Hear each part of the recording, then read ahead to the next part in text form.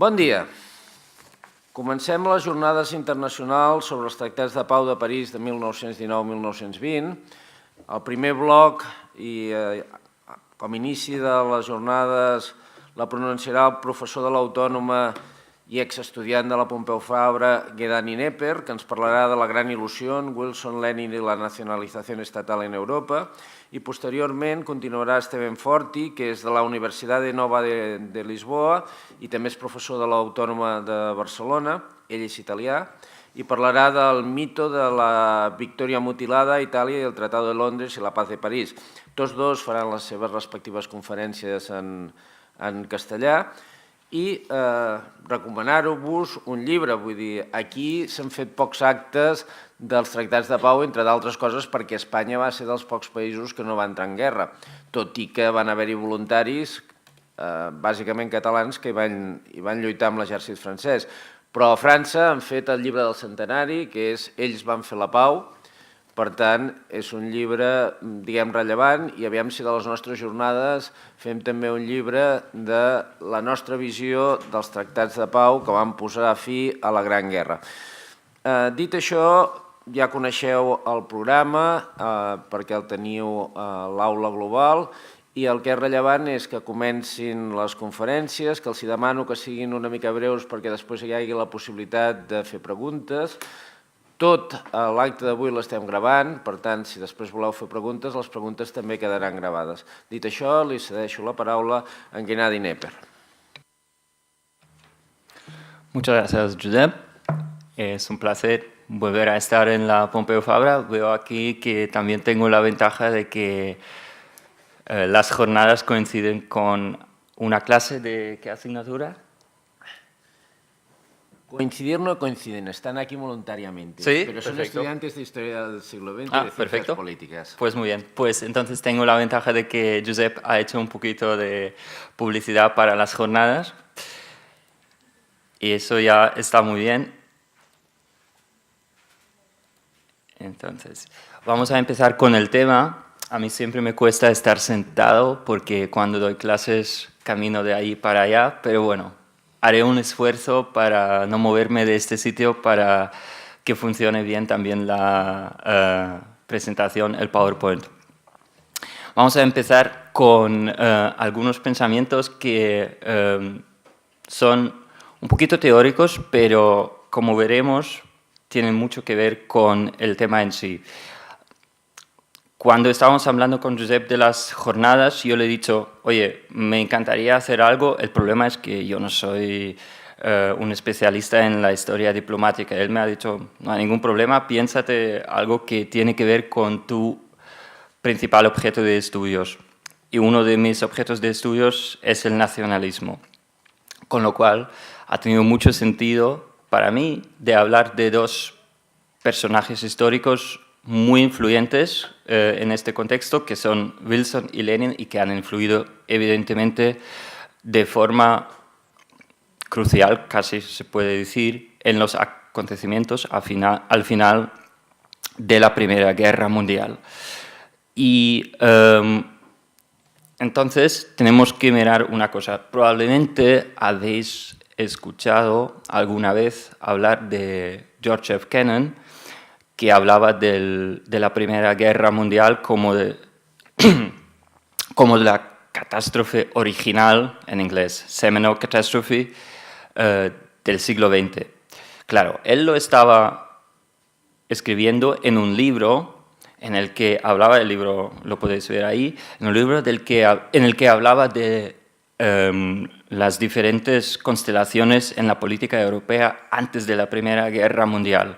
Entonces, para explicar la catástrofe original del siglo XX, él explicaba los orígenes. Y eso es un poquito lo que voy a hacer yo también,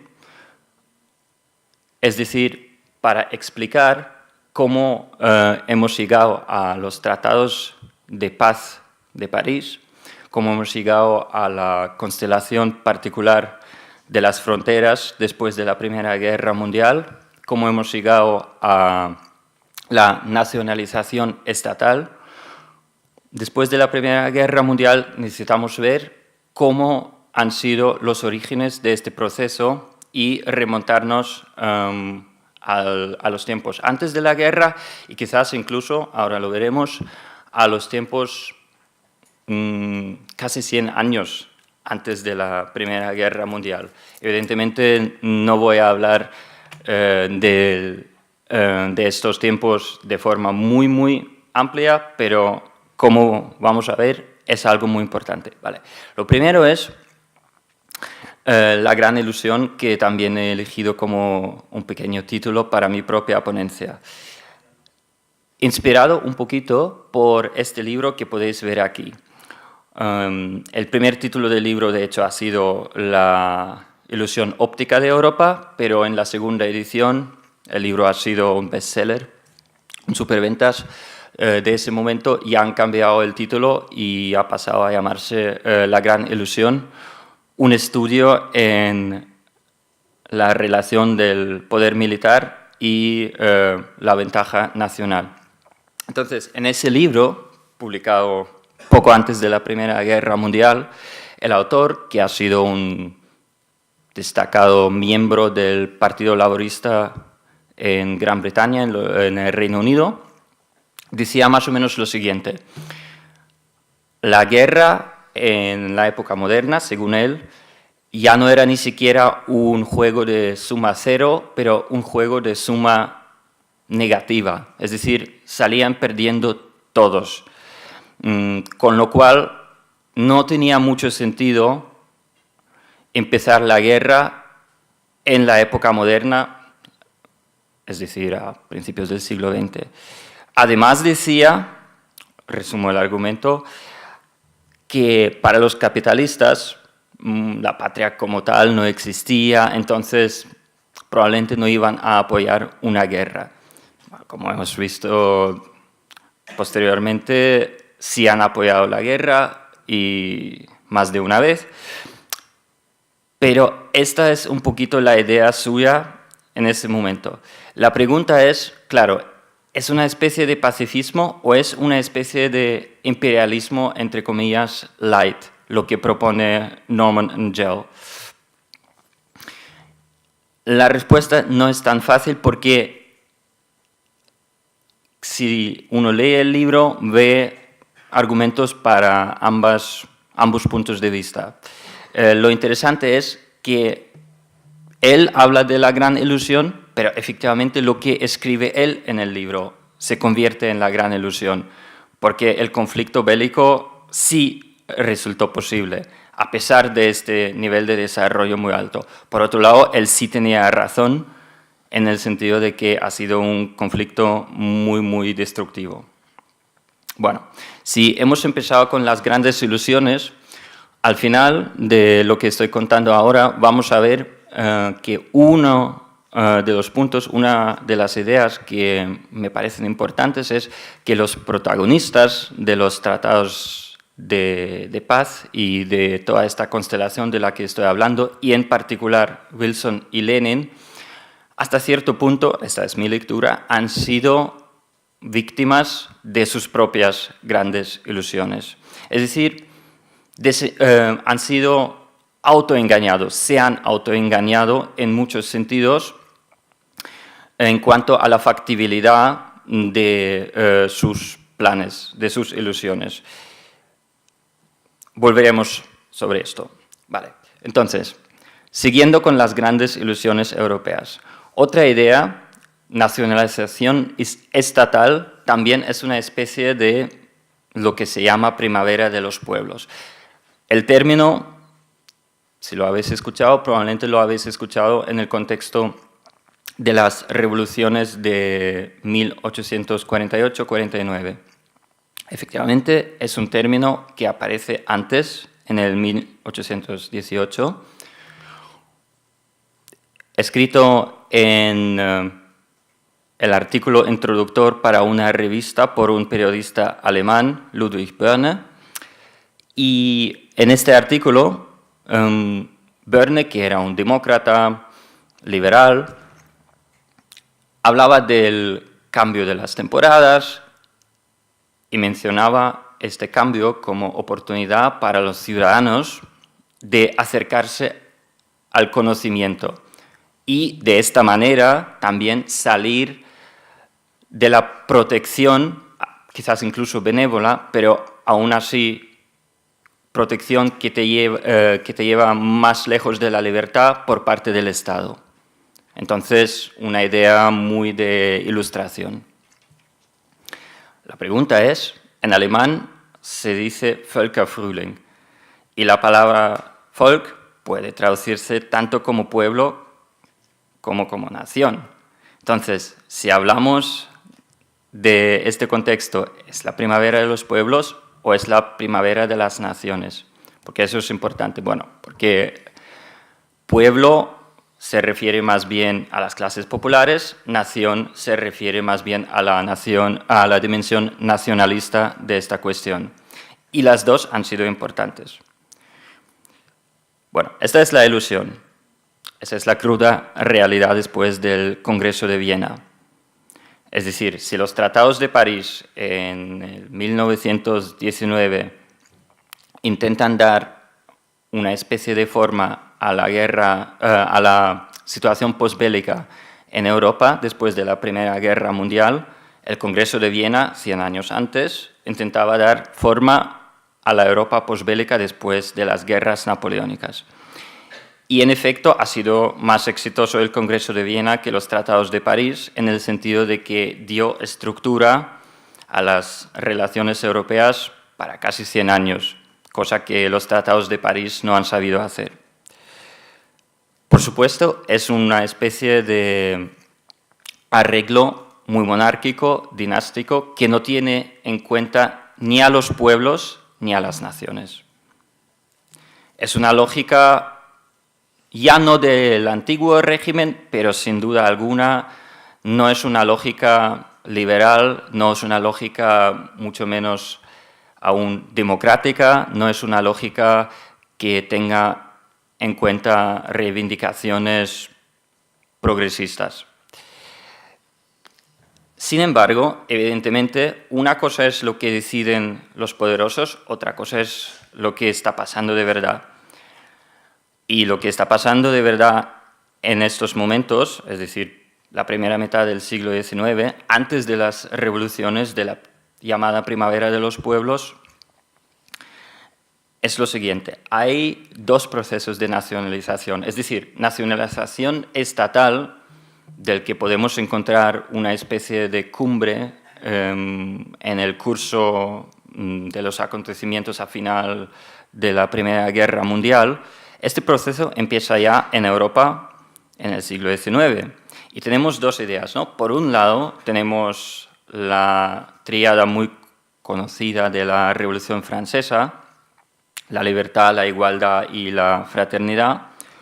Y por el otro lado tenemos en oposición también una tríade, pero ya muy monárquica, propuesta por un oficial del gobierno ruso, zarista, que es la ortodoxia, es decir, el cristianismo ortodoxo, la autocracia, gobierno monárquico y, eso sí, la nacionalidad como un punto clave.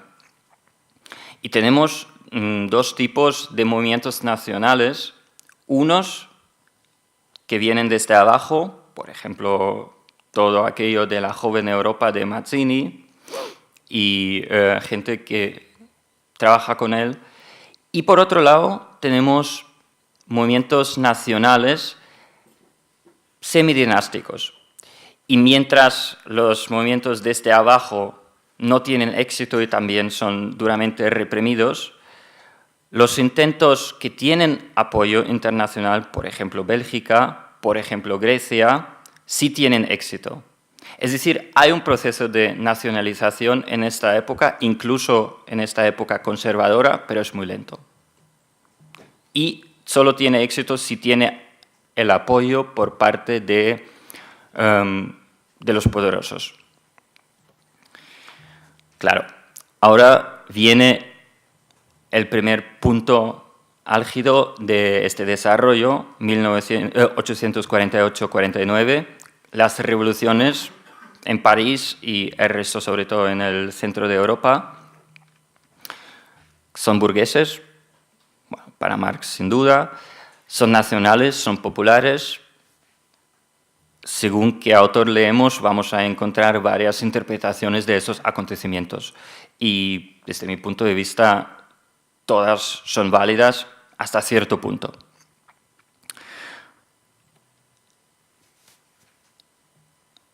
Tenemos dos ideas una vez más. Tenemos, por un lado, la idea en el centro de Europa, ¿y qué pasa si los eslavos, que somos la mayoría, dicen ellos, en la Europa central y oriental, qué pasa si nos unimos? Bueno, puede ser una opción interesante. Lo que pasa es que está pésimamente organizado el Congreso y además no tiene apoyo militar, con lo cual se disuelve la idea paneslavista de todos los eslavos, propuesta entre otras cosas por Bakunin, que más tarde se convertiría en anarquista, no tiene éxito. Y la otra opción es el llamado austroeslavismo, que dice: ¿y por qué nosotros los eslavos no seguimos con el imperio de los Habsburgo pidiendo más derechos? Es decir, no una estructura nueva, sino reinventando lo que ya existe.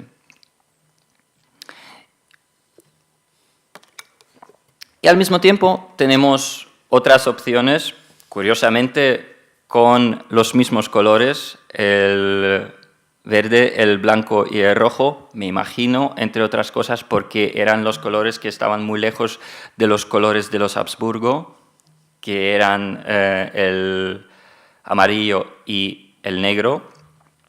También un fuerte sentimiento anti-habsburgiano, es decir, contra la monarquía, contra el antiguo régimen.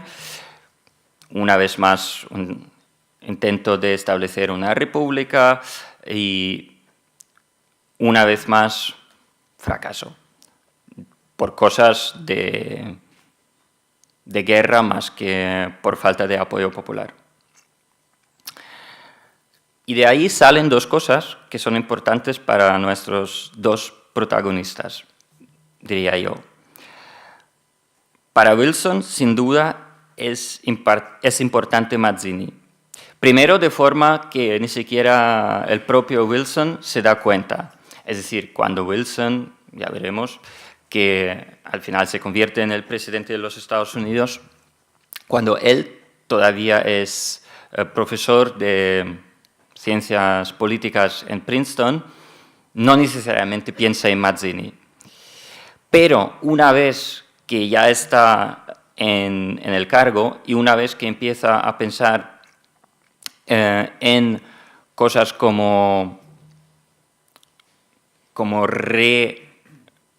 formular la política europea, una vez que viene a París a discutir los tratados, ahí sí dice Mazzini es importante. Incluso hace un viaje, pasa por Génova y le rinde homenaje a Mazzini, y dice ese gran hombre que había pensado en las repúblicas europeas. Y en este libro, A Cosmopolitanism of Nations, de dos estudiosos italianos, una de ellos también en Princeton, si no me equivoco mucho. De todas formas, está editado en la editorial de la universidad. Hablan de Mazzini como precursor de Wilson. Y por otro lado tenemos a Bakunin, que poco a poco se convierte en anarquista. La pregunta es, ¿era inspiración de Lenin? Ahí las cosas no son tan claras. De forma indirecta lo es. Evidentemente, Lenin se reivindica como marxista, y lo es. Sin embargo, Lenin también tiene unas influencias del populismo ruso, y los populistas rusos son herederos de Bakunin.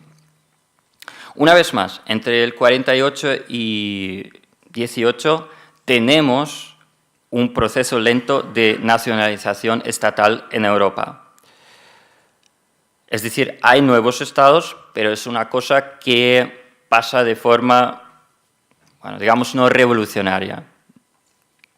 Al mismo tiempo tenemos procesos de reconfiguración imperial y tenemos una situación donde se se encuentran opuestas las tendencias militaristas y pacifistas al mismo tiempo. Bueno, y por otro lado, en el plano económico y social, el capitalismo por un lado, el socialismo y el anarquismo por el otro. Es decir, aquello que he mencionado, ¿es la primavera de los pueblos o es la primavera de las naciones? Ambas dimensiones están presentes antes de la Primera Guerra Mundial. La pregunta es, desde el lado del liberalismo burgués, ¿es un triunfo del chauvinismo? En el plano nacional, uno podría pensarlo, ¿no? Con toda esta importancia del ejército y al final de la Primera Guerra Mundial, lo que daría razón a Lenin, por ejemplo. Pero no todo es tan fácil. Eso lo pasaremos rápidamente porque tenemos aquí todo un cuerpo de escritos por parte de los socialistas, marxistas, que están intentando conceptualizar la cuestión nacional. Bueno, para Engels, que escribía a la misma altura que las revoluciones del 48, existían pueblos con historia, Alemania, Francia, ¿no? Y pueblos sin historia, los checos, los pueblos de los eslavos del sur. Entonces los sin historia ni siquiera tenían derecho a un Estado. Para Engels eso era bastante claro.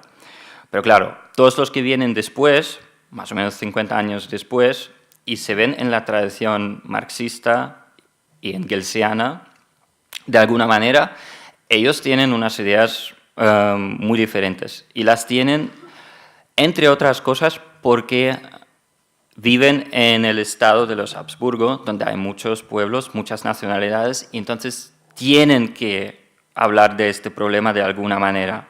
Bueno, Bernstein es alemán, para él una cosa como el colonialismo y el imperialismo no tiene nada de malo si se compagina con la política socialdemócrata y entonces se puede civilizar a todo lo que no es civilizado. Pero luego para gente como Bauer, Renner, Kautsky y Luxemburg, que Rosa Luxemburgo no es austríaca, es de la Polonia rusa, pero evidentemente es otro imperio con muchos pueblos. Para todos ellos es algo que tiene una enorme importancia por la simple razón de que tienen que explicar cómo funciona la transición desde la sociedad capitalista hacia la sociedad mejor socialista si tenemos tantas naciones con sus aspiraciones nacionales. Y tienen muchas propuestas.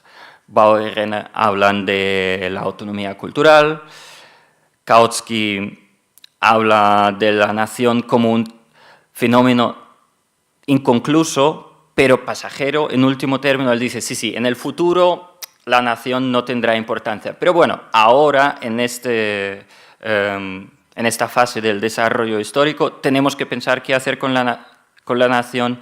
Y Rosa Luxemburgo habla de la autodeterminación como una ficción burguesa. Para ella, en último término, lo que importa es la colaboración internacional de los trabajadores y las trabajadoras.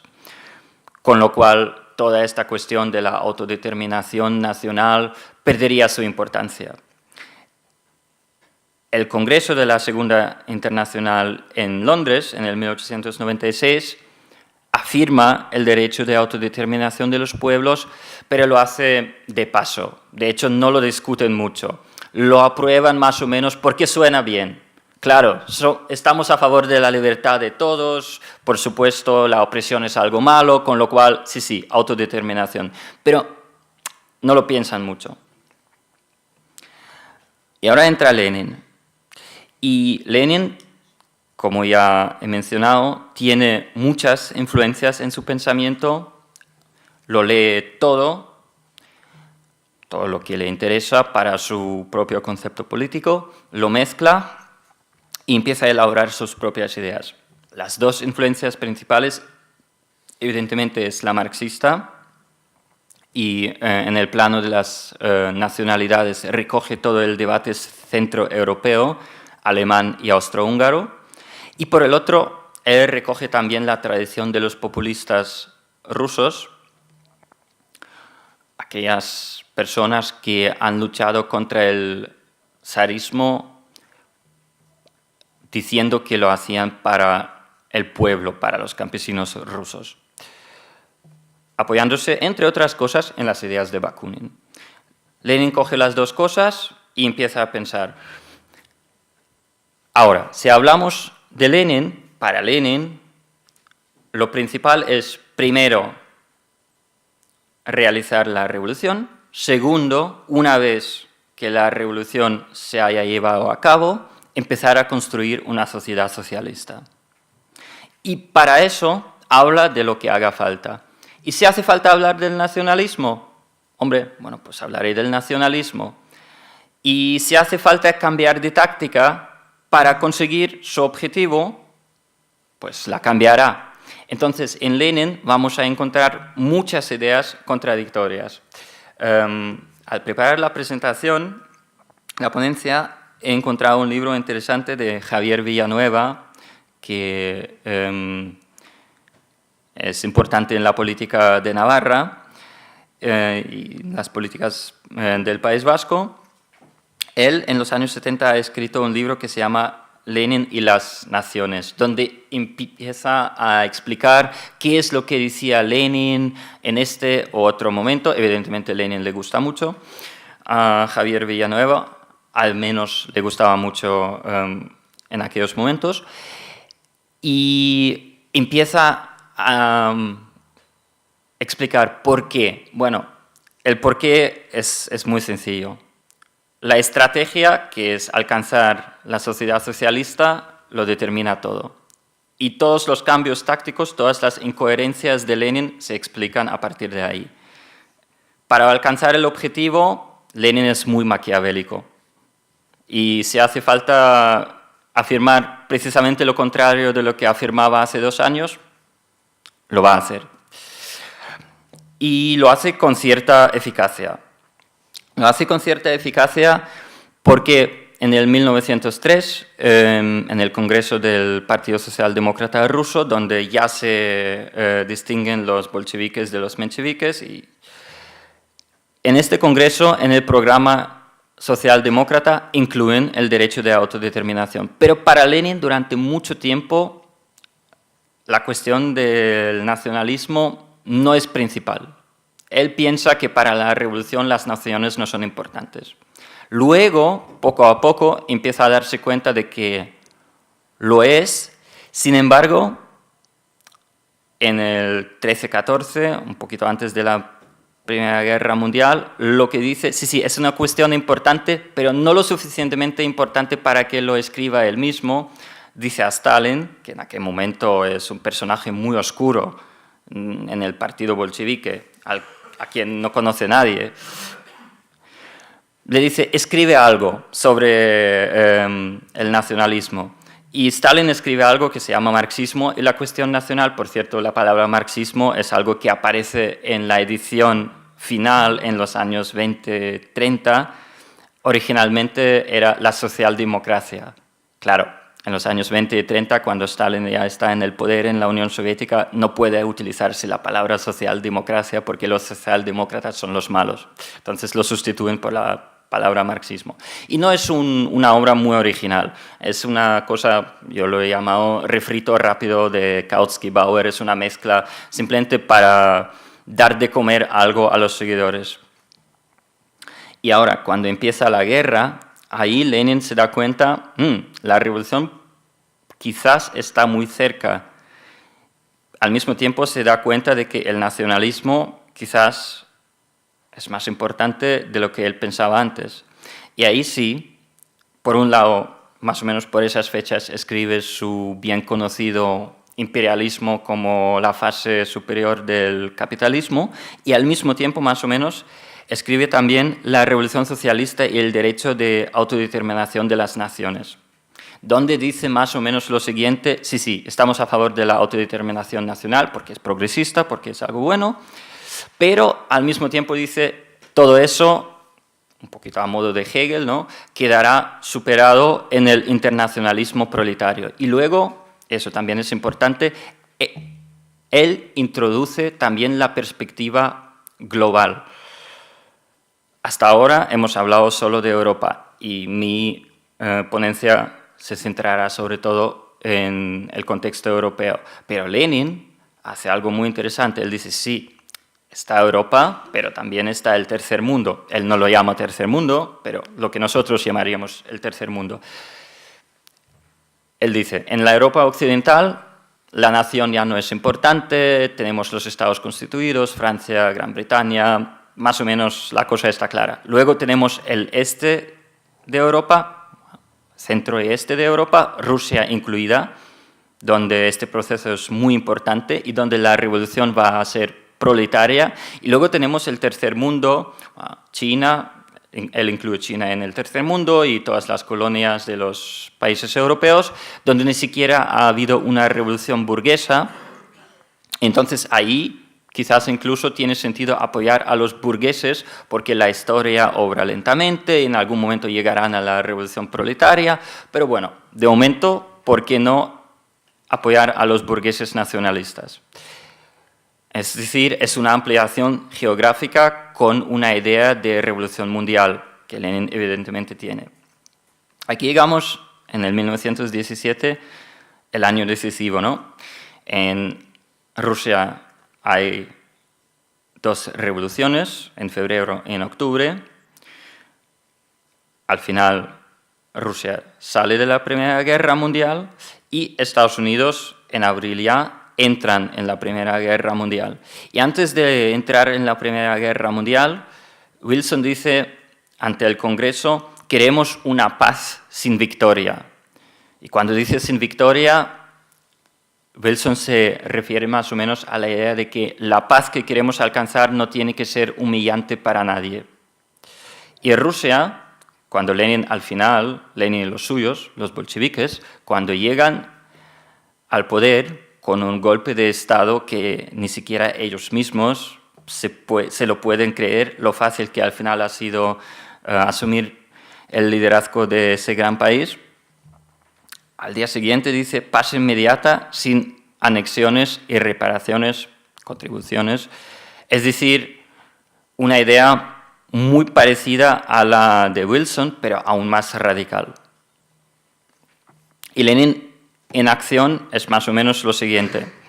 En verano del 1917, es decir, antes de la Revolución de Octubre, escribe El Estado y Revolución, donde habla del centralismo democrático y autonomía. Es decir, para él, la futura sociedad socialista tendrá que ser centralizada, democrática, pero dice, claro, tenemos este problema de las naciones, que por lo pronto están ahí, ¿y cómo lo solucionamos? Bueno, les damos una especie de autonomía, pero lo principal es, hay un centro. O sea, él no habla como Bakunin de una federación libre de los pueblos que se reúnen de alguna manera, no.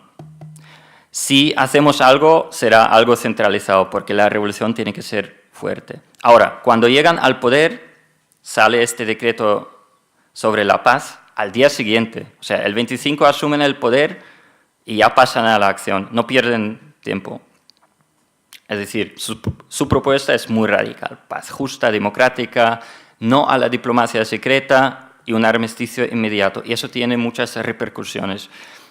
El frente, que ya estaba muy débil, se descompone finalmente, se publican los acuerdos secretos entre los países aliados, es decir, todo el mundo sabe que querían robarle, entre comillas, a Alemania o a Turquía o quien sea, a sus enemigos, estos o aquellos territorios que prometieron todo a todos, es decir, queda en evidencia la cara oscura, por así decirlo, de los aliados. Y evidentemente los alemanes y los austrohúngaros aprovechan la oportunidad para empezar a negociar con el gobierno ruso bolchevique. ¿Cuál es la respuesta de Wilson? Claro, Una vez que se ha visto esta cara muy poco amable de la diplomacia occidental, Wilson dice, tengo que reaccionar. Él mismo es un demócrata progresista, es presbiteriano, eso es importante porque esta influencia del rigorismo protestante es importante en su forma de pensar. Tiene mucha experiencia académica, como profesor en Princeton, como rector de la universidad. También entiende bastante bien la política en los Estados Unidos, pero tiene poca experiencia internacional. Pero, evidentemente, es consciente del poder de los Estados Unidos y es partidario de lo que él llama self-government, autogobierno. Él habla de las Filipinas y dice, sí, a las Filipinas quizás les deberíamos dar una especie de autogobierno y, evidentemente, el dogma liberal en esos momentos, el libre comercio. Él está a favor. Y lo que sale de sus esfuerzos como reacción, entre otras cosas, como reacción a todo aquello que proclama el gobierno bolchevique de Lenin, es la propuesta de los 14 puntos. Es decir, es una reacción frente al escándalo de los acuerdos secretos y es un intento de una propuesta moderada frente a las exigencias, desde el punto de vista de Wilson, desmesuradas de los franceses, de los británicos, de los italianos. Lo hace a base de varios informes de una comisión que se llama Inquiry, donde están reunidos especialistas académicos de varias ramas de conocimiento, o sea, gente que sabe muy bien cómo es Europa, pero claro, en algún momento lo tienen que simplificar en un memorándum y lo que le llega a Wilson es una versión bastante simplificada de la inmensa complejidad del centro de Europa y del este de Europa. Entonces, he encontrado esta caricatura y me ha recordado inmediatamente como si fuera una subida al cielo, ¿no? Dicen que la canción de Led Zeppelin tiene que ver con el supermercado, la tienda, la Harrods. La cadena de mercados. La cadena de mercados, exacto. Harrods, pero quizás incluso tiene que ver con la subida a la paz. Bueno, entonces, lo que propone Wilson es el paradigma del llamado internacionalismo liberal, que es la diplomacia abierta, libertad de los mares, limitación armamentística, autodeterminación como alternativa, pero es uno de los puntos entre tantos otros. Uno de los puntos que tiene que ser una especie de contrapeso frente a la realpolitik europea de toda la vida, donde los intereses son más importantes que las ideas. Y Wilson, aboga por la creación de una organización universal para gestionar los conflictos. Claro, al mismo tiempo tenemos un desarrollo muy diferente en el este de Europa. Para Lenin y los bolcheviques, la idea inicial es organizar la revolución universal. La realidad es diferente, es muy diferente. Tiene que cerrar un tratado con los alemanes y los austríacos, el Tratado de Brest-Litovsk, que supone pérdidas territoriales, que están marcados en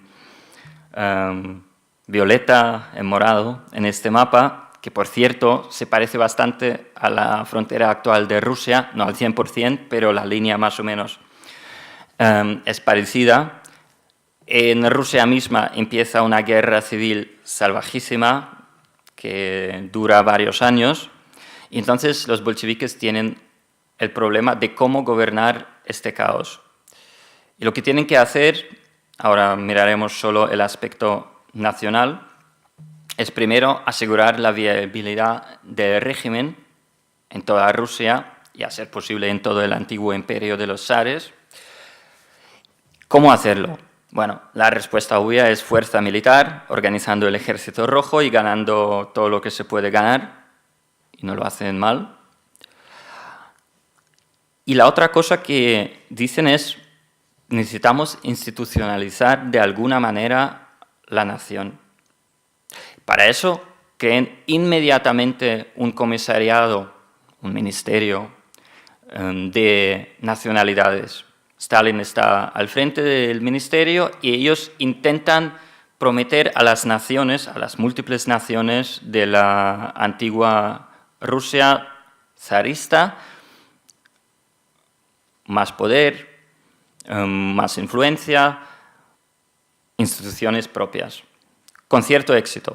Al menos los bolcheviques intentan abordar este tema, mientras que casi todos sus enemigos, bueno, los blancos, no lo hacen, y los nacionalistas periféricos, los ucranianos, los georgianos, lo hacen, pero de una forma que no apela al pueblo, que es un nacionalismo burgués, y por lo tanto, es un tema muy complicado, pero digamos, tiene menos éxito simplemente porque no lo explican tan bien como los bolcheviques, que son buenos propagandistas. Bueno, consiguen ganar, como sabemos, la guerra civil, entonces tienen un segundo problema. ¿Cómo se justifica el control sobre la periferia? Porque, bueno, la fuerza militar está bien, pero incluso si tienes mucha fuerza militar y mucho control de los servicios secretos, no puedes matar a todo el mundo, no puedes organizar fusilamientos cada día, es costoso y al final no te da la estabilidad que necesitas para construir una sociedad socialista. Y entonces ellos tienen varias respuestas. Formalmente dicen, va a ser una federación, recogiendo todas las ideas de este amplísimo cuerpo marxista acerca del problema de la nacionalidad y las naciones. Federación formal, pero solo sobre papel, porque de hecho detrás está el poder central. Eso se manifiesta en los cuadros autóctonos, es decir, si estamos en Ucrania tenemos que fomentar en los puestos clave a los ucranianos. Y así sucesivamente en cada parte del país. Luego, la segunda parte es construcción del nacionalismo socialista, es decir, cada nación tiene su autonomía, su cultura, etcétera, etcétera, pero claro, el objetivo final es la sociedad socialista, con lo cual todos queremos lo mismo, no es un problema. Esto es un poco recogiendo la idea de la autonomía cultural y finalmente, eso es algo que se le reprochaba a Lenin. El control del Partido Comunista, que era único para todo el país. Esa era la pieza clave para Lenin que daba la estabilidad a todo el sistema. Y cuando a él se le reprochaba que la estructura que él ha creado era muy propensa a la secesión, él decía, no es un problema porque tenemos el partido bolchevique unificado para todo el país, que lo controla todo, y en el futuro, más o menos su idea, las naciones dejarán de existir, no serán tan importantes, en el futuro feliz de la humanidad, cuando esté la sociedad socialista, todo eso perderá importancia, con lo cual no pasa nada, y por ahora tenemos el control en el Partido Comunista. Ese ha sido, en último término, también el problema de Gorbachev. Cuando desmontó el Partido Comunista, todo se cayó a trozos, porque el futuro feliz de la humanidad todavía no ha llegado. Bueno, por otro lado, mientras en la Rusia soviética está sucediendo eso, tenemos los tratados de París, donde el internacionalismo liberal queda desguazado en muchos sentidos, porque lo que tiene que hacer Wilson es manejar entre varios intereses. Hay conflictos entre los aliados,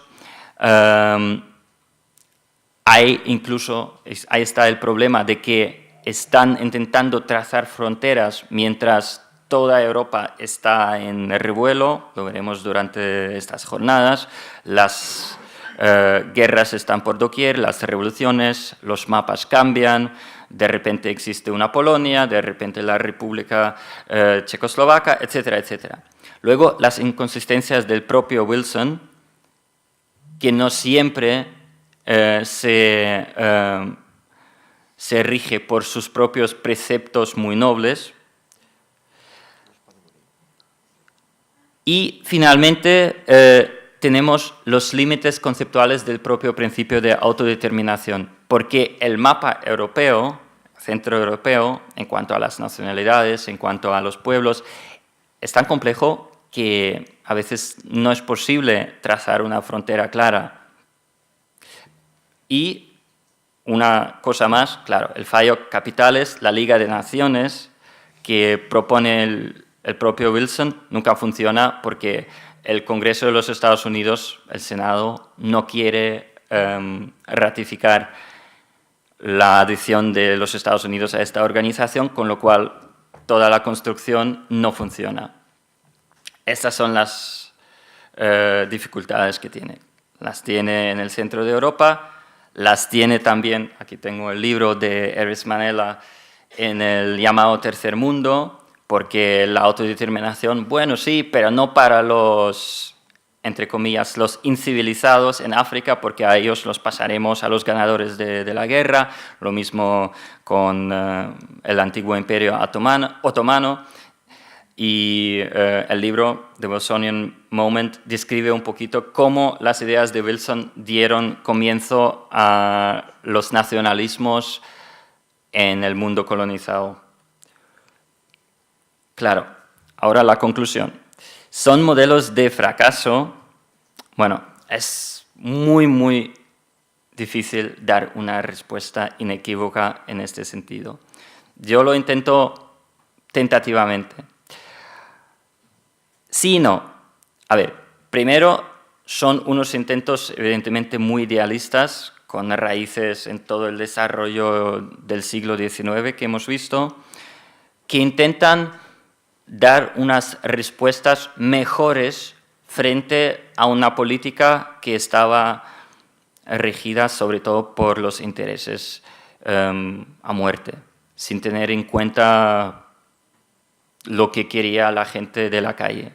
Ellos intentan incluir el pueblo, ¿no? De alguna manera, definen el pueblo de forma muy diferente, bien de forma liberal, bien de forma proletaria, pero al menos lo intentan. Evidentemente, cada uno, tanto Wilson como Lenin, son utópicos,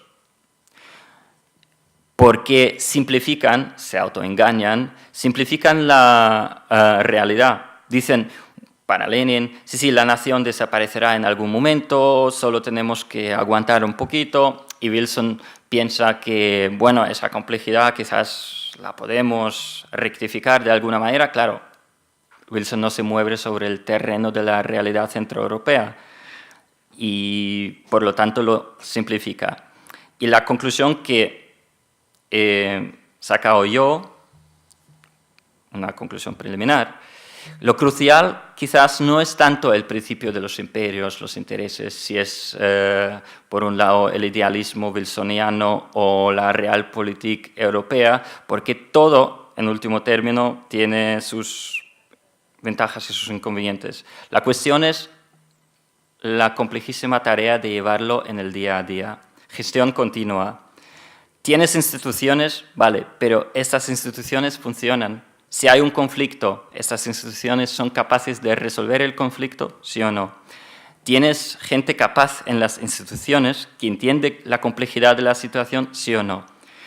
Lenin era muy maquiavélico por un lado, pero muy susceptible a los cambios. La gente que vino después de él, en el partido bolchevique, el propio Stalin, era más partidaria de hacerlo con fuerza y se acabó. Es decir, es una complejidad que no tiene una respuesta definitiva. El principio de autodeterminación, buenísimo. La realidad, ¿cómo lo gestionas? La realpolitik ve las cosas como son, quizás, pero claro, tiene el otro problema que no presta atención a las complejidades, las voluntades, múltiples voluntades de la gente de la calle. Es decir, es un embrollo. De eso escucharemos más en estos 2 días. Hasta ahí. Gracias.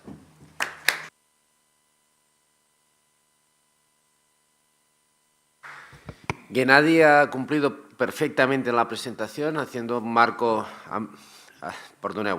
fent un marc amplíssim de la gran il·lusió de Wilson i Lenin. Ara li cedeixo la paraula a l'Esteban Forti, que també té uns 3/4 d'hora, i després, si voleu, podreu fer les preguntes que considereu pertinents. Us canvien de lloc perquè també porta un PowerPoint.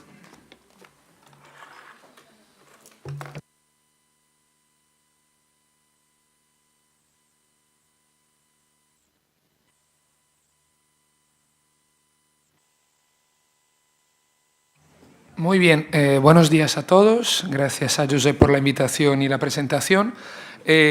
Ahora vamos un poco, digamos, después de esta interesantísima visión que nos ha dado Gennady, más, digamos, teórica y a partir de algunos conceptos muy importantes para entender el final de la Primera Guerra Mundial, nos metemos más en un caso concreto, ¿no?, que es el caso de Italia.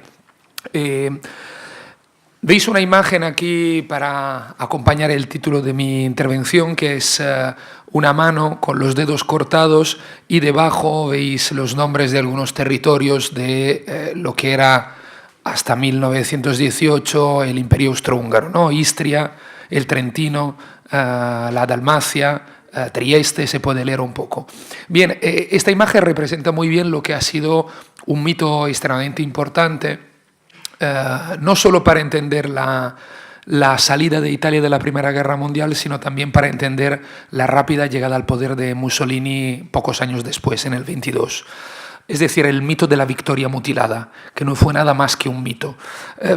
¿Qué quiere decir el mito de la victoria mutilada? Es una expresión acuñada por un escritor internacionalmente conocido como Gabriele D'Annunzio, que participó en la Primera Guerra Mundial y que fue un protagonista de esos años, sobre todo de la primera posguerra, y veremos algo al respecto ahora.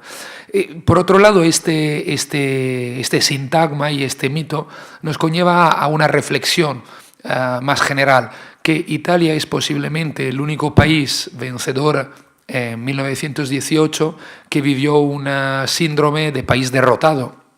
Es decir, no tanto por las conquistas territoriales o las reparaciones que tuvo, que sí las tuvo, y lo veremos, sino más bien por la percepción que se tuvo en aquel entonces en las élites políticas y en buena parte de la sociedad.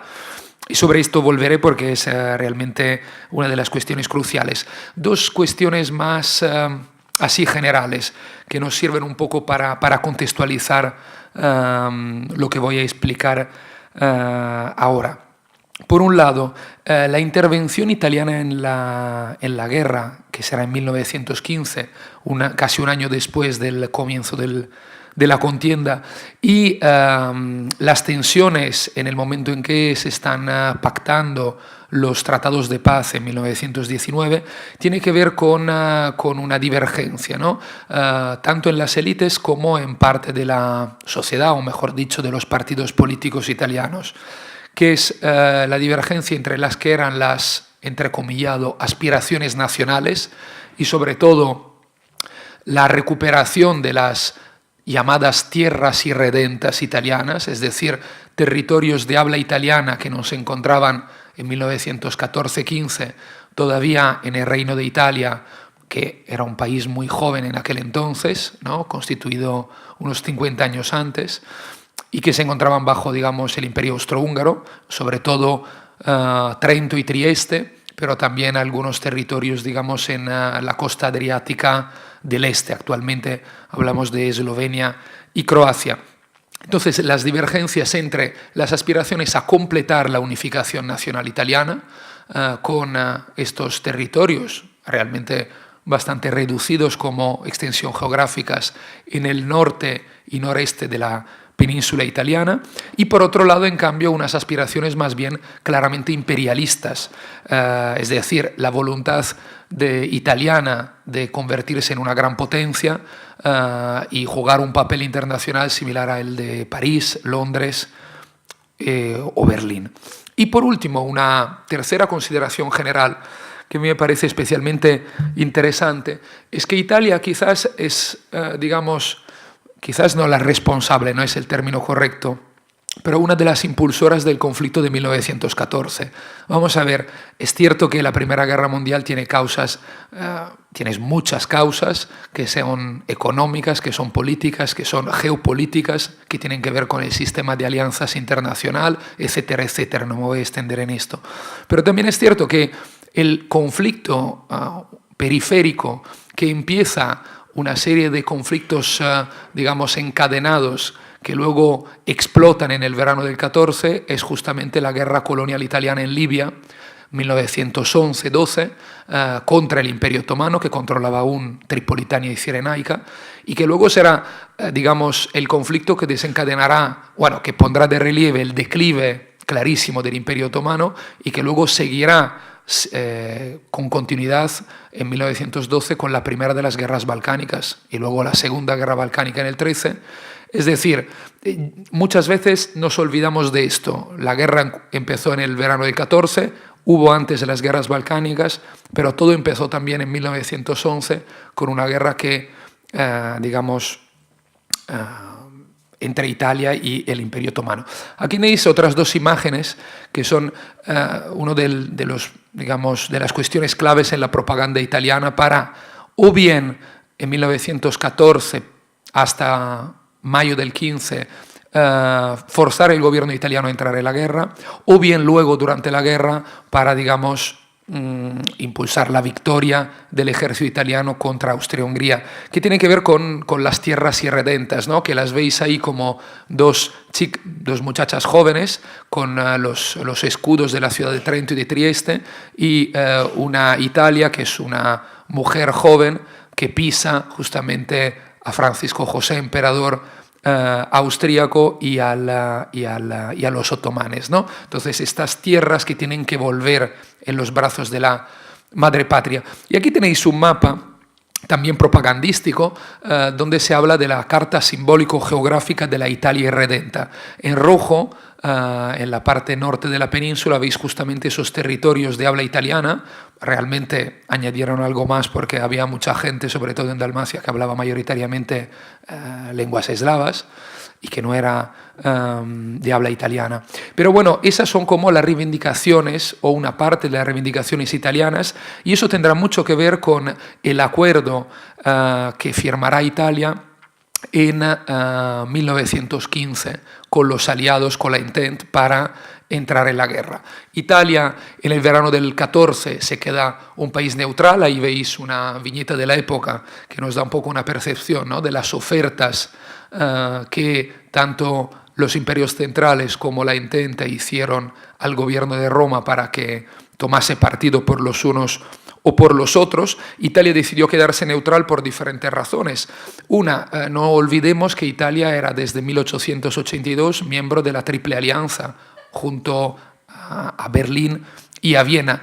La razón formal que el gobierno de Roma da para que Italia no entre en la guerra junto a Berlín y a Viena es que una cláusula del Pacto de la Triple Alianza, que se había renovado también en 1912, es que oficialmente los gobiernos aliados tenían que informar a Roma de que estaban a punto de entrar en una guerra. Y entonces, digamos, con esta cláusula legal, digamos, es más bien una excusa para entrar en la guerra. ¿Por qué no lo hacen los italianos?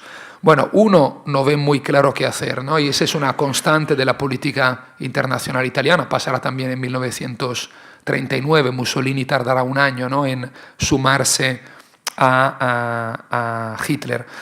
Pero por otro lado también se junta que Italia estaba viviendo un periodo de alta conflictividad social. En junio de 1914 hubo la llamada Semana Roja, con una oleada de protestas que hicieron tambalear el mismo gobierno.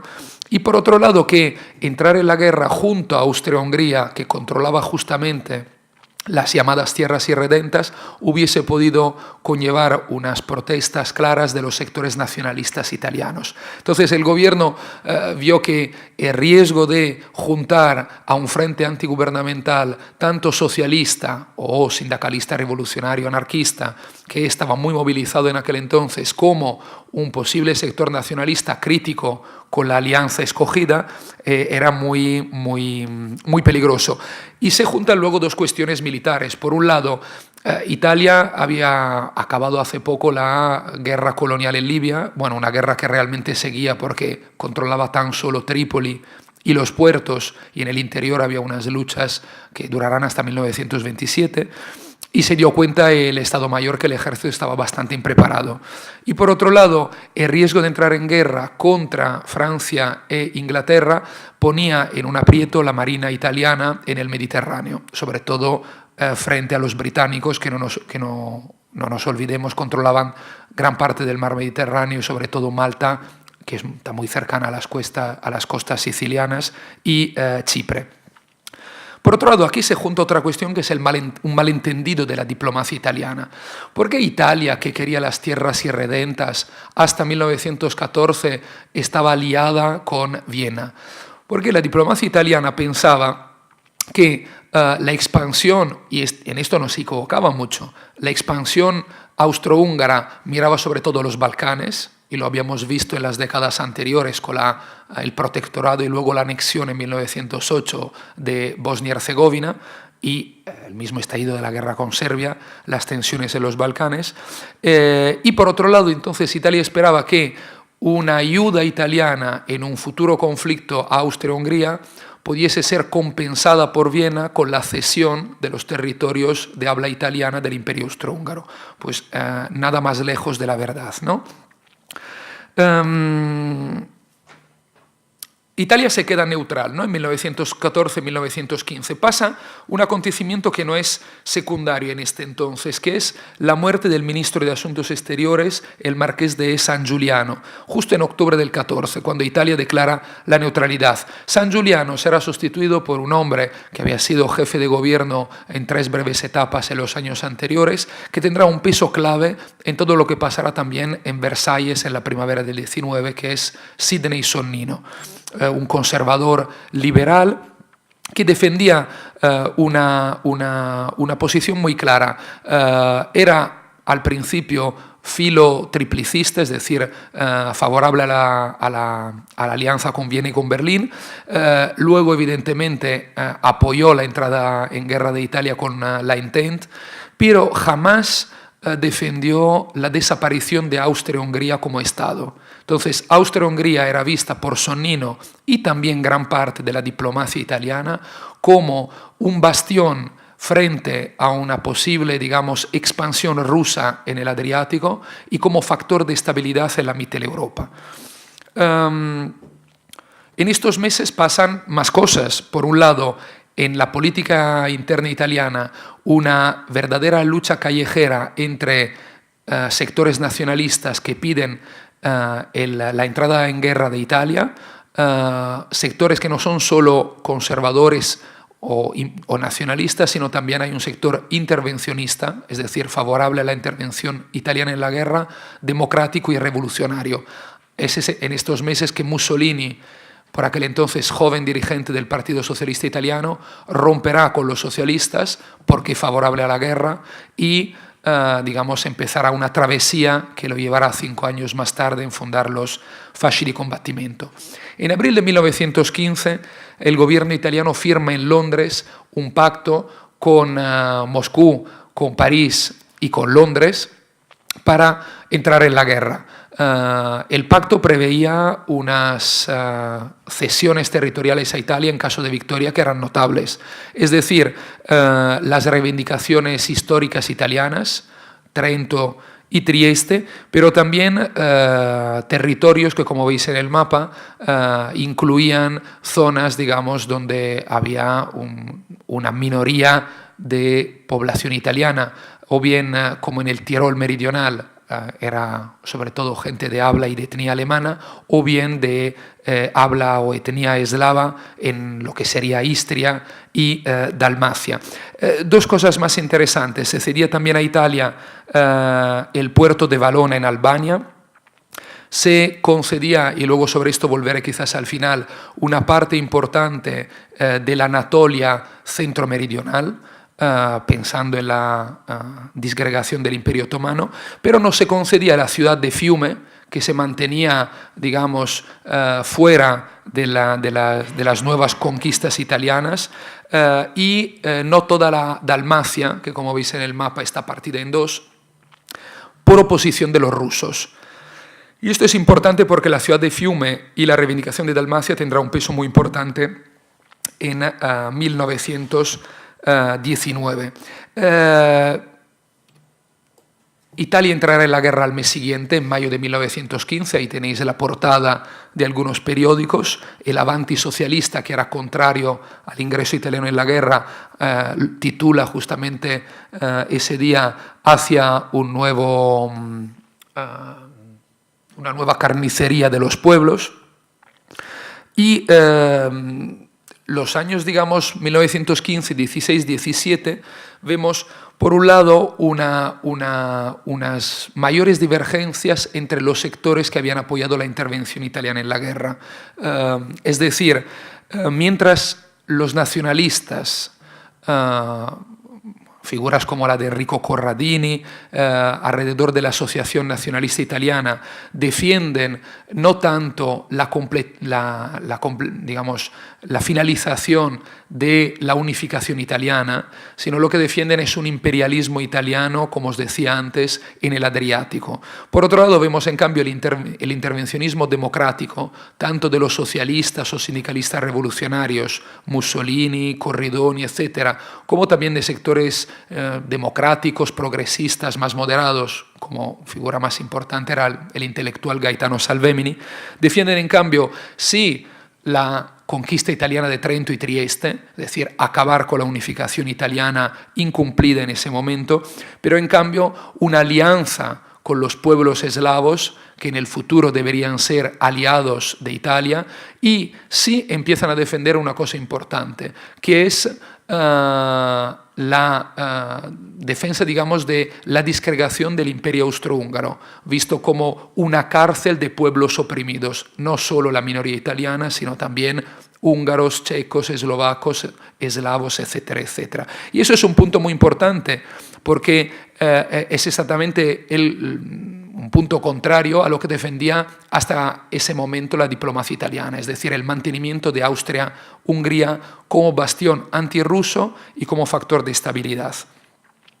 1917 es el año clave, en general, evidentemente, para la política europea internacional, pero también en el caso italiano, porque no voy a repetir lo que estaba comentando antes Gennady, es decir, no olvidemos que el 17 es la entrada en guerra de Estados Unidos. En enero del 18 Wilson hará públicos los 14 puntos, 17 es el año de las dos revoluciones rusas, marzo del 18 la paz de Brest-Litovsk, pero también el 17 y prácticamente en los mismos días de la conquista del poder de los bolcheviques en Rusia, hay la importantísima derrota, el desastre de Caporetto. Es decir, los italianos que habían conquistado pocos kilómetros de territorio austrohúngaro en los 2 años anteriores, sufren una derrota descomunal y, como veis en este mapa, pierden varios centenares de kilómetros. El ejército de los Habsburgo llega prácticamente hasta las puertas de Venecia, ¿no? Donde se consigue, en el río Piave, se consigue parar la ofensiva austríaca. Estos acontecimientos conllevan una serie de cambios, digamos, de cambios también en la política interior y en las aspiraciones italianas. Aquí veis una viñeta, el ejército italiano que rechaza a orillas del río Piave y consigue, digamos, poner, digamos, un nuevo frente al imperio, a los soldados de Francisco José. Bueno, en ese momento ya Carlos I, que había muerto Francisco José. ¿Qué pasa entonces tras estos acontecimientos claves del 17? Por un lado, evidentemente hay una oleada de fuerte nacionalismo en Italia, porque la guerra entra directamente en el territorio italiano, ya no es una guerra en las fronteras para conquistar más territorio, es una guerra de defensa. Entonces el clima es claramente también irrespirable. Por otro lado, la salida de Rusia de la guerra implica que la idea de Sonnino y de la diplomacia italiana de que Austria-Hungría tenía que ser un bastión frente a la posible invasión, llegada rusa, conquista rusa, expansión rusa hasta el Adriático, pierde de cualquier sentido. Rusia con Brest-Litovsk se aísla, es decir, es una paz sin anexiones y reivindicaciones, queda muy lejos del mar Mediterráneo y del Adriático. Y los puntos de Wilson, tercera cuestión, relanzan la cuestión de la autodeterminación de los pueblos y esa idea que ya, aquí veis Sidney Sonnino, el ministro de Exteriores, y Vittorio Emanuele Orlando, que era el primer ministro desde octubre del 17 hasta junio del 19, esa idea que había lanzado ya Salvemini antes, ¿no? El título de este pequeño opúsculo es clave, ¿no? Delenda Austria. Es decir, el objetivo es destruir la cárcel de pueblos oprimidos que era el imperio habsbúrgico. Y eso se junta, evidentemente, cobra mucho más protagonismo tras los 14 puntos de Wilson. Y aquí se junta una cuestión de la cual hablamos hace un par de años en otro congreso que se organizó aquí en la Pompeu Fabra, que es el intento por parte de estos sectores, Salvemini, pero también el periodista Luigi Albertini, que era el director del diario El Corriere della Sera, Andrea Torre, también vinculado a Albertini o al ex primer ministro Premier Giolitti, figuras como periodistas intelectuales como Amendola y Borghese, y también en ese caso un joven Mussolini socialista, él se define en aquel entonces, pero que está transitando hacia un socialismo nacional.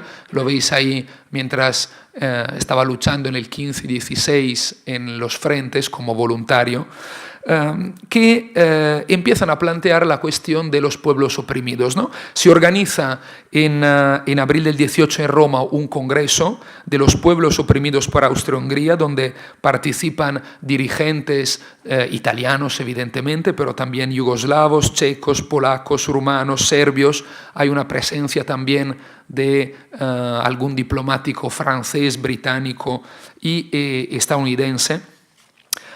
Es un proyecto que no cuaja porque el gobierno italiano realmente ve con cierto miedo esta cuestión.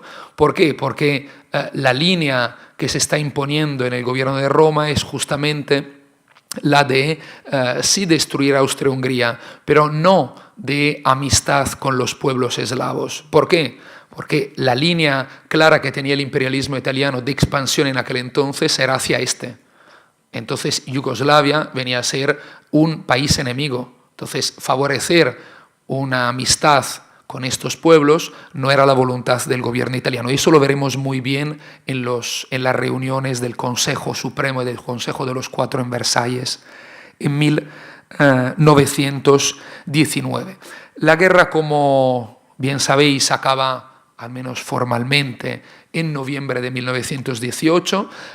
El ejército italiano en los últimos días de octubre y principios de noviembre lanza una ofensiva donde consigue recuperar el terreno perdido el año anterior con el desastre de Caporetto. Aquí veis la portada de dos periódicos de la época con la llegada de la bandera italiana, con el escudo de los Saboya en la ciudad de Trieste y la victoria que guían los soldados.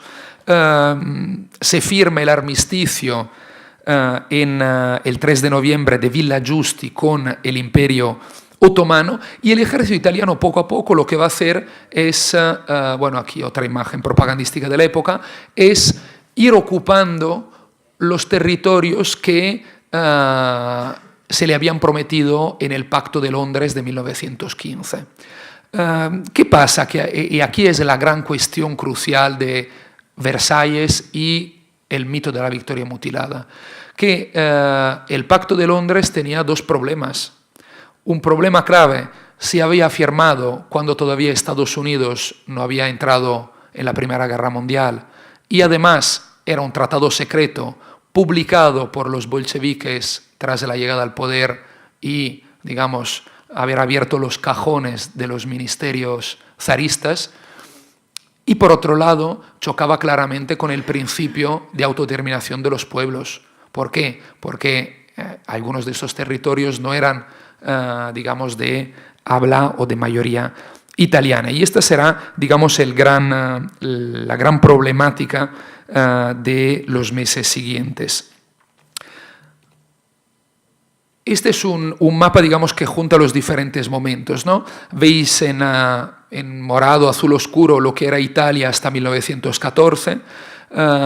Veis la línea rosa más clara, que son bueno, las peticiones de Italia a Austria-Hungría para entrar en la guerra en 1914. Veis, en cambio, digamos, en lila, un poco más oscuro, una línea que llega hasta Dalmacia, que son las promesas del Pacto de Londres de 1915, y luego veis en amarillo lo que son finalmente las fronteras establecidas por Wilson en 1919 durante la conferencia de París. Es decir, Italia realmente no obtuvo todo lo que le habían prometido en 1915, pero obtuvo gran parte. Y ahí también, digamos, este falso mito de la victoria mutilada. Es decir, es cierto que quizá faltaba algo de lo prometido, pero digamos que consiguió mucho, ¿no? También incluido territorios que no encajaban en los principios de Wilson, como es lo que veis ahí, el Alto Adige, es decir, el Tirol meridional, la actual provincia de Bolzano, donde la mayoría de la población hablaba alemán, o el interior de Istria, donde había una mayoría de población de habla croata. Momento clave, esta es una de las fotografías más importantes. Momento clave son los primeros 6 meses, o mejor dicho, 5 meses de 1919, el Consejo de los Cuatro, que además ahí seguro que se hablará más en estos días de eso, fue una forma sin duda infeliz de intentar resolver los problemas de la posguerra.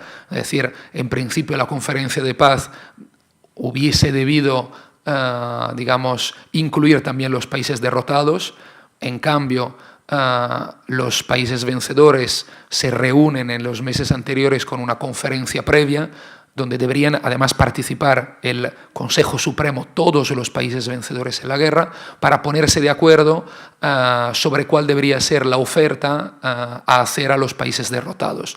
Realmente el Consejo Supremo se redujo al Consejo de los Cuatro, es decir, los 4 países más importantes entre los vencedores, y ahí veis desde izquierda a derecha Vittorio Emanuele Orlando, presidente italiano, Lloyd George, el británico, el viejo Clemenceau, el tigre francés, y Wilson, el estadounidense, que fueron los que, digamos, cortaron el bacalao, utilizando una expresión un poco coloquial, en los primeros meses del 19. Luego sumaron a regañadientes japoneses o otros países vencedores, y solo en un segundo momento, con las cosas ya hechas, digamos, obligaron a alemanes y los otros derrotados en firmar los acuerdos. Además, el Consejo de los Cuatro, del cual se decía, ¿no? Lo explica muy bien Margaret Macmillan, que hizo el libro quizá más importante sobre lo que pasó en Versalles en el 19, que no se tomaron en un primer momento tampoco apuntes, digamos, de las reuniones, entonces se olvidaban los diferentes presidentes de lo que habían hablado, hubo muchas tensiones. Ahí jugaron un papel clave desde el punto de vista italiano la figura de Orlando y del ministro de Exteriores Sonnino, ¿no? Orlando además no hablaba inglés, así que muchas veces no se enteraba de lo que hablaban los demás. Clemenceau sí que hablaba relativamente bien inglés. Sonnino hablaba inglés relativamente bien, pero tenía un carácter insoportable según todos los demás participantes. Es decir, Lloyd George lo definió un carácter adusto, rígido e intratable, ¿no? Y eso influyó mucho. Influyó mucho también lo que un joven diplomático italiano que se encontraba en Versalles con Sonnino y Orlando dejó en unas memorias, ¿no?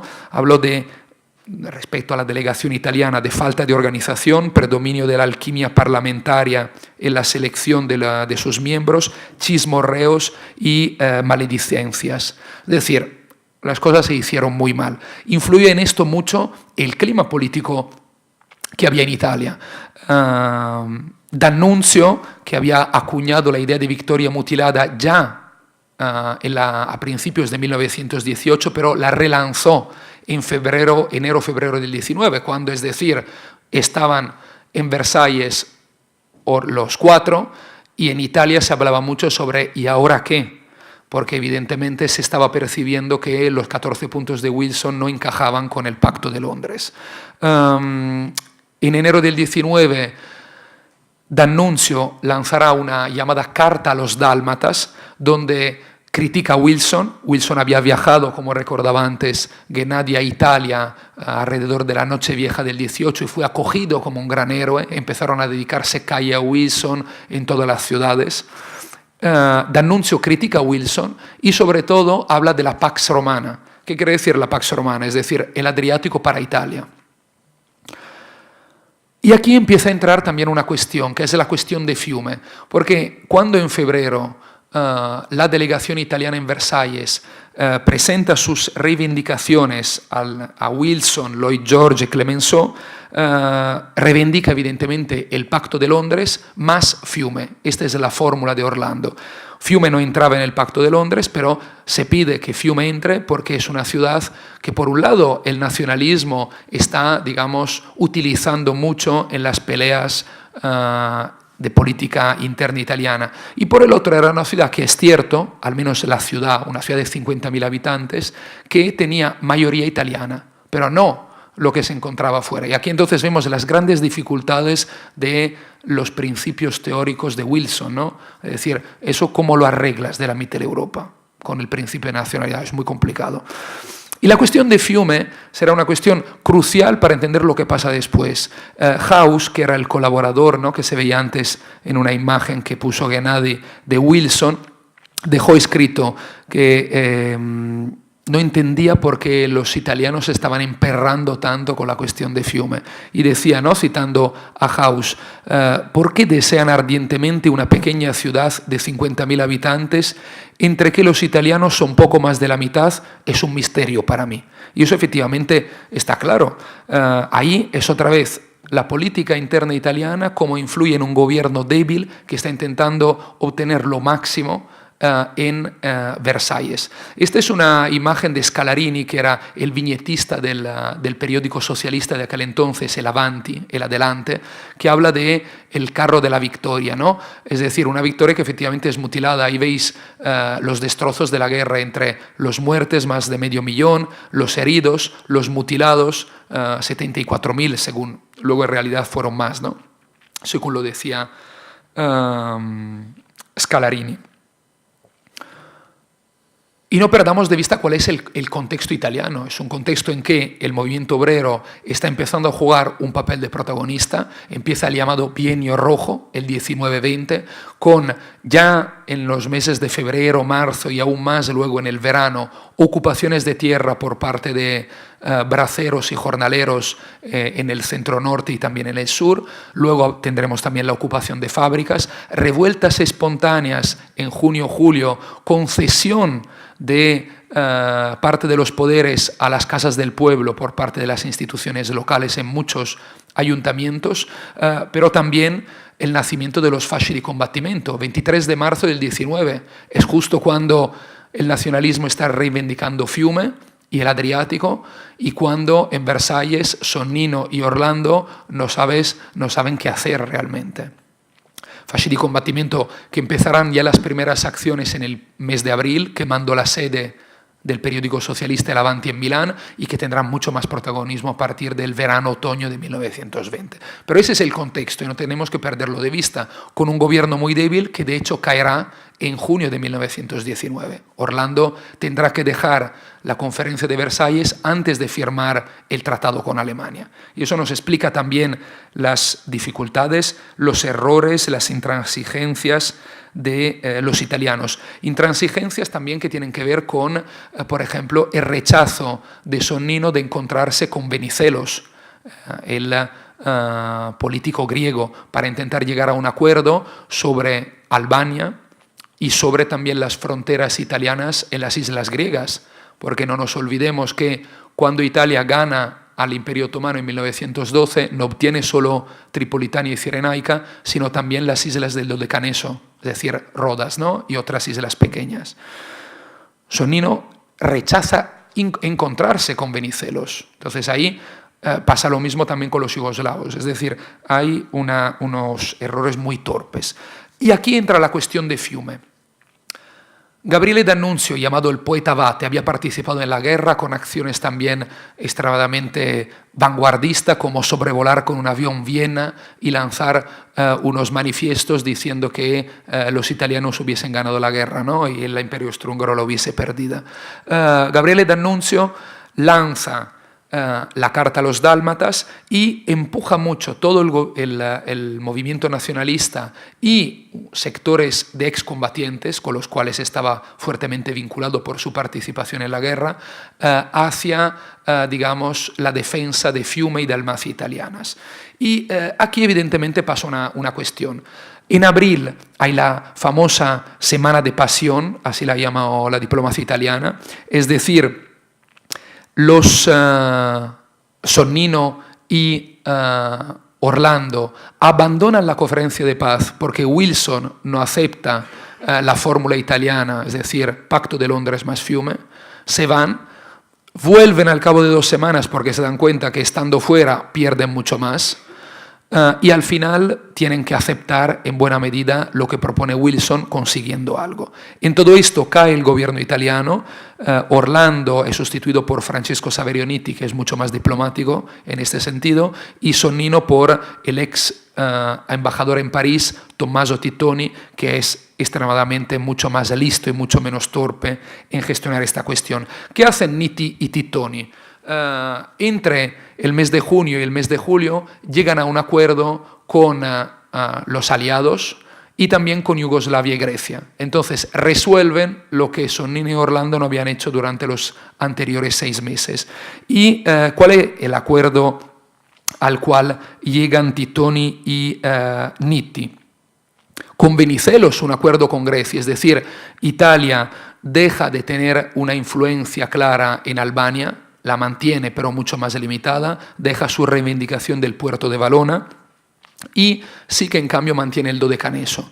Y por otro lado, con Yugoslavia se llega también a un pseudo limitado acuerdo, se acabará al año siguiente como veremos, según el cual la Dalmacia se queda casi toda en manos de Yugoslavia, Fiume se queda como una ciudad libre, es decir, un papel similar al de Danzica entre Polonia y Alemania, es decir, un Estado libre con, digamos, una administración de la Sociedad de las Naciones, y en cambio Istria, Trento, el Tirol y Trieste se quedan en manos italianas. Este es el acuerdo final. Pero lo que pasa es que este acuerdo conlleva una fuerte protesta de los nacionalistas que se ven defraudados, ¿no? Y aquí se relanza otra idea, la idea de la victoria mutilada. Entre el 11 y 12 de septiembre de 1919, D'Annunzio, junto a unos cuantos millares de excombatientes, lanza la llamada Impresa de Fiume, es decir, va a la conquista de esta pequeña ciudad entre Istria y Dalmacia. Lo que lo conseguirá, Fiume se quedará durante prácticamente casi 1 año y medio controlada por D'Annunzio, que creará una especie de microcosmos político en el cual participarán por un lado sectores nacionalistas e imperialistas y conservadores, por el otro también sindicalistas revolucionarios y se establecerá un gobierno de la ciudad que tendrá, digamos, muchísimas sombras, pero también muchas cosas avanzadas, como fue la Carta del Carnaro, una especie de constitución elaborada por un sindicalista revolucionario como Alceste de Ambris, que bueno, tendrá una aplicación limitada, por el cual, por ejemplo, se concedía el divorcio, se concedía el sufragio universal masculino y femenino. Fiume lo relata muy bien, hay varios libros, la Fiume de D'Annunzio, pero sobre todo Claudia Salaris, que escribió un libro comparándola un poco con las zonas temporalmente autónomas de Hakim Bey en la historia, ¿no? Desde la República de los Piratas. En Fiume hubo sectores, ¿no? Los que Renzo de Felice llamó los ragionevoli, los sectores más moderados, es decir, monárquicos nacionalistas, y los calmanati, los más revolucionarios, ¿no? Fiume es importante también por otra cuestión. Uno, por el mito también que se crea, de la Fiume italiana, ¿no? Y luego por la influencia que entra en el fascismo. Mussolini tendrá un papel bastante secundario en Fiume, no apoyará mucho a D'Annunzio, se quedará un poco con un perfil muy bajo, pero aprendió mucho de D'Annunzio en Fiume. D'Annunzio daba unos discursos desde el balcón del ayuntamiento de Fiume, convertido en su presidencia en esos meses, lo que luego hará muy bien Mussolini. Empezó a acuñar unos eslogan o gritos para las masas, ¿no? Cosas que luego repitiera como el ella, alala, el mismo Mussolini durante el régimen. O también el mismo lema que vemos ahí, o Fiume o muerte, será lo mismo que utilizarán los fascistas en la marcha sobre Roma, o Roma o muerte, en 1922. Entonces, influyó muchísimo en muchas cosas sobre las cuales no me puedo detener. Lo que pero es importante para ver cómo acaba toda esta cuestión, sobre todo a nivel diplomático y a nivel, digamos, de fronteras. Entonces, el tema de Fiume es un verdadero problema entre el 19 y el 20 para la política italiana, con este microestado que al final acaba también reconociendo, es el primer estado que reconoce a la Rusia soviética. Lenin se dijo también que comentó a los comunistas italianos en el 20 que D'Annunzio era el único revolucionario que existía en aquel entonces en Italia.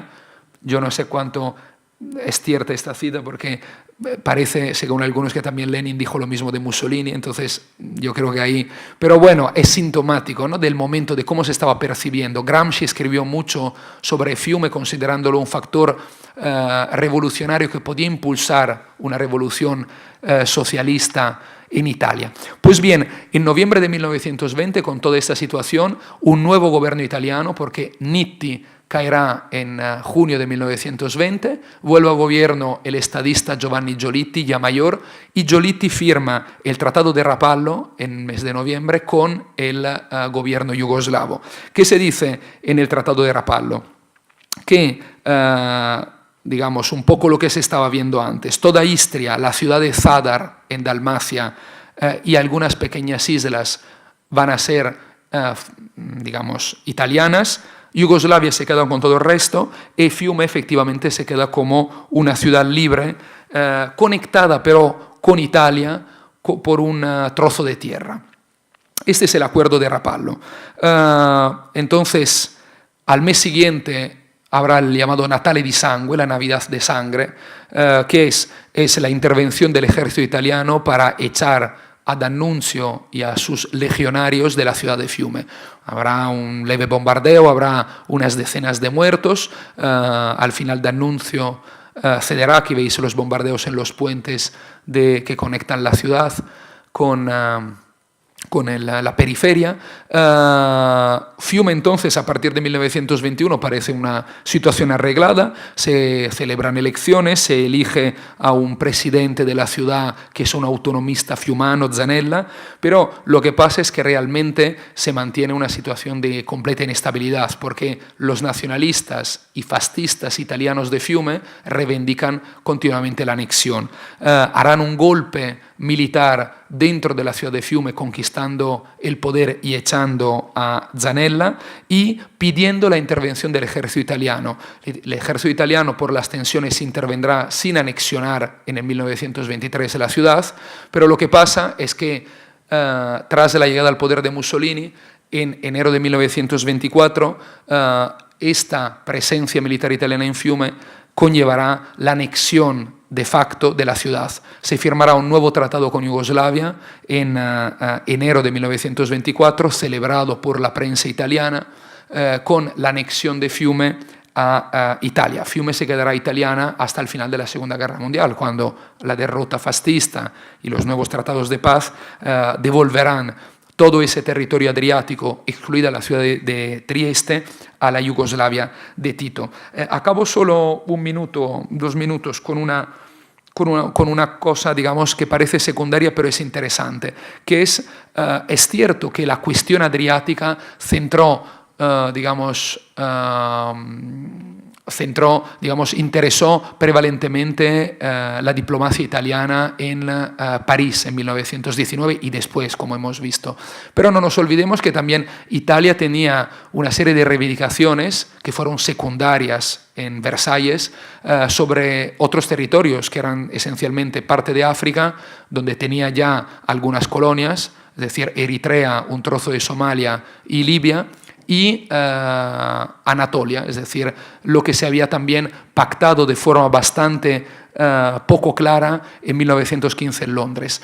En abril del 17, es decir, antes, en los días en que estaba entrando en guerra Wilson, pero todavía antes de lo que pasará en 1918-19, el ministro de Exteriores Sonnino consigue un acuerdo con los aliados.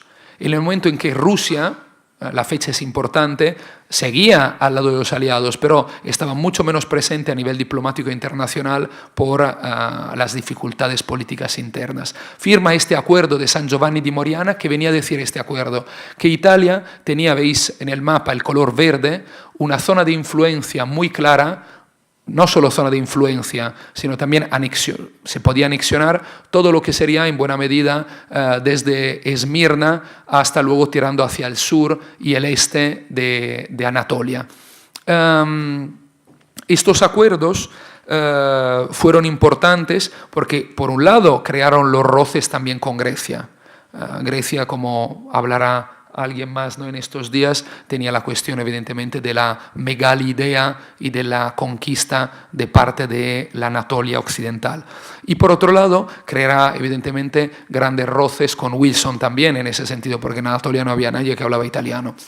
Los otros colores serían, digamos, el acuerdo que se firma en 1916, Sykes-Picot, que se reparte, digamos, el Oriente Medio otomano entre británicos y franceses, que se mantendrá, por cierto, después, ¿no?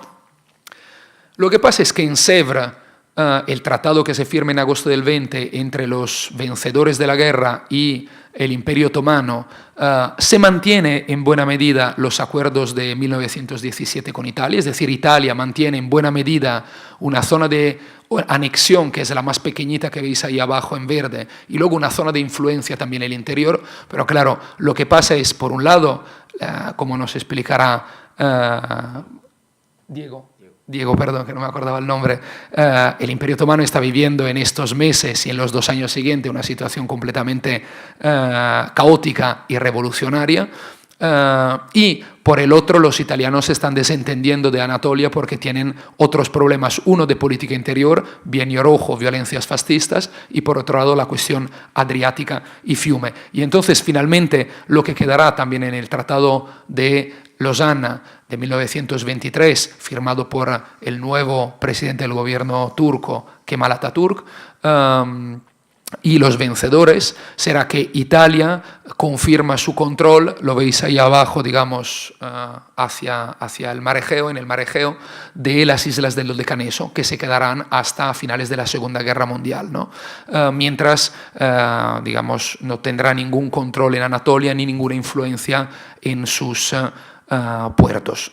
Y con esto voy a cerrar con esta imagen, que es una imagen previa, evidentemente, a la anexión de Fiume y también al Tratado de Lausana, pero lo que quiero, digamos, poner de relieve es conectar todo lo que es el mito de la victoria mutilada, no solo con las anexiones italianas en el Adriático, o los acuerdos diplomáticos fracasados o exitosos de la diplomacia italiana, sino también con los cambios políticos que se viven en Italia. El mito de la victoria mutilada jugó un papel muy importante en la conquista del poder por parte de los fascistas y también en la forma de encuadrar la sociedad con la experiencia de D'Annunzio in Fiume, que utilizó muy inteligentemente desde su punto de vista, esto es cierto, Mussolini en los años siguientes.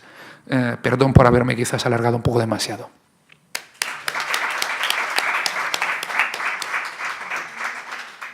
No hace falta que le perdonemos.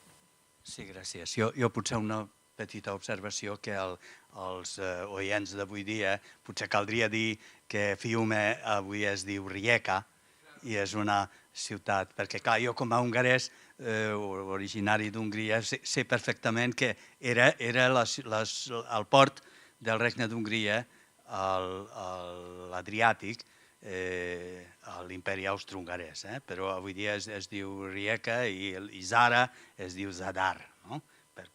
Per aquells que viatgen per Croàcia. Més preguntes? Añadir solo una pequeña cosa que te lo agradezco mucho al final con la prisa de cerrar la ponencia, y es muy interesante lo que era el estatus, ¿no?, durante el Imperio Austrohúngaro hasta 1918 de Rijeka, de Fiume Rijeka, en ese entonces era desde 1780 y pico, si no recuerdo, un corpus separatum, sí, ¿verdad?, sí, dentro del Imperio Austrohúngaro, ¿no? Y no pertenecía al reino de Croacia y Slavonia, que era un reino, digamos, integrado en el reino de Hungría como bajo una unión personal. Va, més preguntes.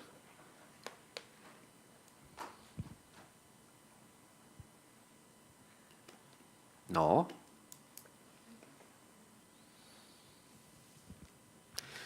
Doncs a mi m'han interessat molt les dues conferències i, si voleu, jo en faig dues, una per cadascun, i ho deixem aquí. Recentment s'ha publicat un llibre, crec que és del 2017, que és Wilson i Lenin i el desordre internacional, posant com a base que aquest autor, que és un conservador nord-americà, considera que i per tant em semblava que era una cosa per comentar. I l'altra és que clar, la victòria no va ser tan mancada, però si no em fallen els números, no van haver-hi tants morts italians a la Segona Guerra Mundial com en la Primera Guerra Mundial. És que els italians, amb 3 anys de guerra, tenen més de 500.000 de morts, més tots els mutilats que has dit, i per tant és una contribució de sang brutal. Vull dir, remarco, no hi haurà tants morts durant la Segona Guerra Mundial. I per tant els podia semblar que els guanys eren relativament menors. També és veritat, com s'ha explicat, que encara no controlaven la major part de Líbia i que era fàcil o relativament fàcil que Líbia, que tenia frontera amb l'imperi francès i amb l'imperi britànic, doncs la perdessin, com també Somàlia o Eritrea. És a dir, quan entren en guerra no és només les zones més limitades, sinó que estan pensant també en la idea de crear aquest nou imperi italià. Però remarcar que m'han agradat molt les dues ponències i si ho considereu pertinent podeu respondre sobre això i donem per acabada aquesta primera etapa de les jornades. Vale, pues empezaré yo. Sí, ahora mismo no me sale el nombre del autor. Creo que es Lehmann, ¿no? No, pero efectivamente es uno que trabaja en un think tank, en una institución de política exterior, de análisis de política exterior estadounidense, y su idea más o menos es demostrar que tanto Lenin como Wilson han hecho mucho daño con su política idealista. Es una discusión que sigue hasta el día de hoy. Efectivamente, podríamos seguir con la idea de que hoy Fiume es Rijeka y Zara es Zadar, que las fronteras europeas siguieron cambiándose. Y si recordamos lo que decía Tony Judd, que el éxito de la Europa después de la Segunda Guerra Mundial tiene que ver con el hecho de que se crearon, con las limpiezas étnicas de la Segunda Guerra Mundial, unos territorios de relativa homogeneidad étnica, lo cual facilitaba la gestión, facilitaba trazar fronteras, y donde esto no funcionó era precisamente Yugoslavia, donde seguía habiendo mucha mezcla, y todo esto acabó en las guerras de Yugoslavia. Una vez más, puedo resaltar aquello que dije al final de mi propia ponencia. Desde mi punto de vista, no hay una solución definitiva. Las críticas son pertinentes, pero las soluciones alternativas tampoco son soluciones para todos los casos. Es una gestión complejísima en el día a día, cualquier solución va a ser preliminar. Tenemos que vivir con el hecho de que el ser humano a veces es guerrero y hacer lo mejor de cada situación. Y el autor, gracias Josep, del libro, exacto, Herman. Arthur Herman, el libro se llama, espera, a ver, se llama también Lenin Wilson y el nacimiento del nuevo desorden mundial, en inglés, The Birth of New World Disorder, Arthur Herman. Bueno, pues eso.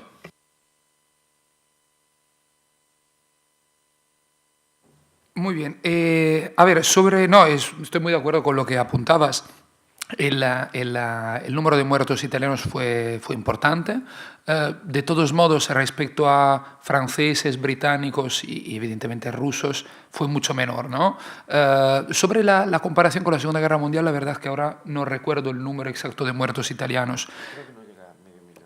Pero lo que pasa es que hay también los civiles en la Segunda Guerra Mundial. Sí, y la guerra civil. En la guerra civil, que eso influye también sobre la percepción, ¿no? Quizás. Pero sí, es cierto además una cuestión que la guerra de trincheras en los Alpes, el frente, digamos, del Trentino y del Isonzo en la Primera Guerra Mundial con Austria, fue una guerra especialmente dura, porque era una guerra de trincheras en las montañas, ¿no? Hay algunos libros también que lo recuerdan, más allá que sean recreaciones literarias, pero de un participante, de un voluntario en la guerra, como fue el Emilio Lussu, un antifascista sardo, que un año sull'altipiano, un año en la meseta, relató esto, ¿no? Luego lo llevó a la pantalla de una forma, yo creo, bastante fiel, aparte del final, Francesco Rosi con una peli... ¿cómo era el título? Bueno, de finales de los años 60, que muestra, ¿no? esta imagen de la guerra de trincheras en las montañas. Entonces, el frente alpino fue especialmente duro. Y sobre las reivindicaciones italianas, sí, eso es interesante, y es interesante también lo que se atrevieron a pedir algunos diplomáticos y sobre todo el ministro de las colonias italianas antes de Versalles, que pedían, por ejemplo, a los franceses que le cediesen un trozo de Túnez, a los británicos un trozo de Egipto, que le cediesen también la Somalia francesa y británica y le dejasen actuar en Etiopía, donde, por cierto, los italianos habían fracasado estrepitosamente en el intento de conquista de 1896, la derrota de Adwa, ¿no? El primer país europeo, antes de los rusos con Japón, que acaba derrotado por un país no europeo.